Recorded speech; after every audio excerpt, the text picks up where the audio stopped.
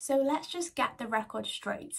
I definitely don't recommend cramming for an exam if you can avoid it. However, sometimes an exam may creep up on you slightly quicker than you expect, and in that case, this video is for you. If you're new here, my name is Amelia and I'm a second year medical student. I have had my fair share of stressful exam periods, so I'm going to be talking to you about my top tips if you find yourself in the position where you're having to cram for an exam. Hopefully, I'm going to keep this video short and sweet, because if you're in the position where you're cramming, you're not going to be in the position where you're watching long videos. So let's just get straight to the point of how to cram. So the first thing you need to do is to take a breather. If you are cramming currently, or if you're in the position where you're needing to cram, I can imagine you are probably very stressed. Last year I had to cram the whole year worth of medical school content in 3 months, and 3 months may sound like a long time for cramming. However, for various reasons I had stuff going on throughout the year, and this was my first exposure. I was literally learning the content the first time and revising at the same time,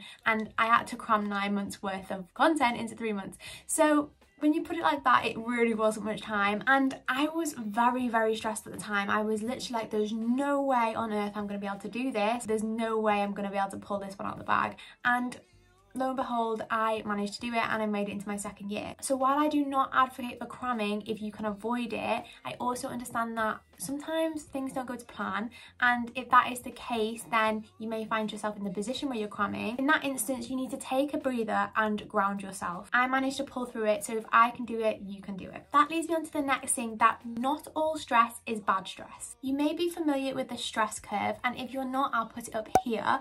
However, the stress curve basically shows as your stress levels increase, your performance levels increase until you reach this zone, which is called the ideal zone. After the ideal zone, as your stress continues to increase, your performance decreases. So as you can probably gather from this stress curve, we are wanting to remain in the ideal zone to optimize our performance. As I said, not all stress is bad stress, and sometimes a little bit of pressure on can actually increase our performance to get the job done. By no means am I saying that feeling stressed all the time is a good thing. Absolutely not. However, sometimes feeling a little bit of stress is a good thing. It's a very natural thing to feel stressed before an exam, and especially when the pressure's high because you've not got enough time to prepare for the exam. But it's how we respond to this stress that counts. You can either let the stress reduce your productivity, reduce your performance because it's overwhelming you, or you can try and channel that stress into productivity, into increased performance, and try and channel that into good stress to be able to get the job done. Although it's easier said than done, it is really important to try and channel this stress, channel this energy into somewhere good, to create it from bad stress to good stress. One way that can help with this is to make a plan. And when you're making your plan, I want you to remember one word, which is to prioritize. Make a list of things you need to do from most important to least important, and work your way down the list. If you're in the position where you're cramming, you're in the position where you've not got enough time to do everything you need to do, so you need to focus on your weaknesses. Focus on your weaknesses and focus on the areas that have the most opportunity for improvement. Starting somewhere is better than starting nowhere, and sometimes that somewhere is the areas that you're weakest at. And while you're working your way through this list,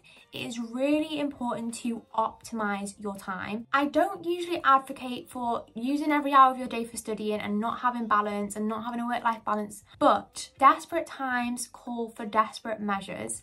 And if you are a couple of days or a couple of weeks away from your exams, then every minute counts essentially. Plan your day in a way that you can get the most from it. At this point, efficiency is key, and really being efficient with your time and optimizing your time. Planning your day in a way that you can get the most out of it is one of the most beneficial things you can do to cover the most ground possible. Get up early, use the time you've got, and start your day as you mean to go on. Although it's important to optimize your time, this should not be at the expense of sleep. As tempting as it is to sacrifice your sleep to get more study time in, get more study hours in, and cover more ground as possible, sometimes this is not always the way to go. The less sleep we get, the more our productivity and our performance drops.